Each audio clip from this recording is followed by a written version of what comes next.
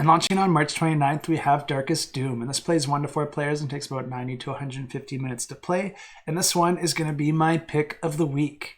And I already had a pick of the week, but we're not going to be having a Discord pick of the week this time. So I'm just going to make 2 picks because the people over on our Discord are completely savage. And we got 29 NGs, which outranked every other option in this week's selection. And if being savage sounds like something that you'd enjoy doing, you can check out our Discord in the description below. But this game looks like a lot of fun because all the players start out being completely annihilated. Except you're not really annihilated because some greater power was able to turn back time 9 days, while also simultaneously giving you a piece of that power and buffing you up to relive those 9 days and hopefully try to change the outcome.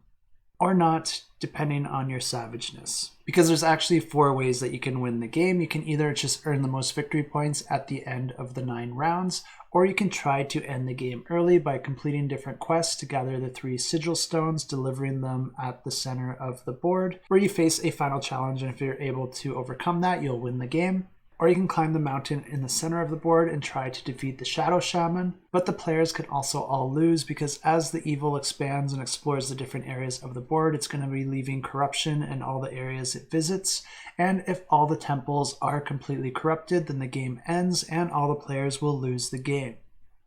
Unless you tried to achieve the 4th way to win the game, where you can potentially become the leader of the Dark Army and win if the corruption takes over. So there's some interesting dynamics with the different options players have to try and win the game, but there's also going to be variability from game to game depending on which character you play as and the way that you choose to upgrade them. Because each player is going to have their own player board that's going to track their health and mana. Then they're also going to have 4 stats. There's your melee, as well as your witchcraft, which will determine the maximum of mana that you have, and the wisdom, which determines how many cards you can hold in your hand, and your max health, which determines your max health. Beside each of these 4 stats, there's a place where players can move a cube, and wherever that cube is positioned is going to dictate which of those stats you're actively working to improve. So depending on how a player wants to play the game, they have a lot of control in the way that their character is upgraded. And there's a few moving parts in this game that I think look really cool, and unfortunately in these short summaries I can't get into every detail, but essentially this game's played over those 9 days, which are each represented by a round,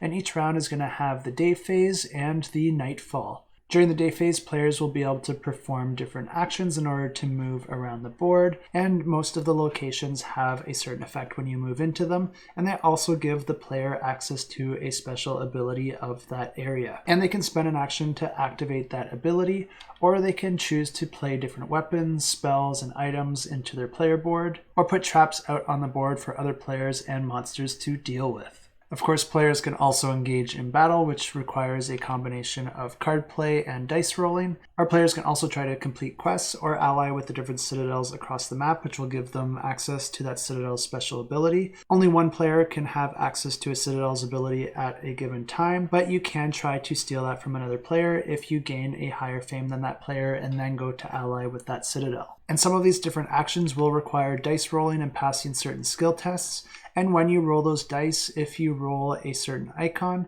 it's actually going to move a token around a track, and wherever that token lands, you're going to have to perform the action that it lands on. This can sometimes be helpful if you use it right, so depending on the actions that you're performing that require you to roll those dice, there might be certain times where you want to time that decision or try to land on a certain icon on that board.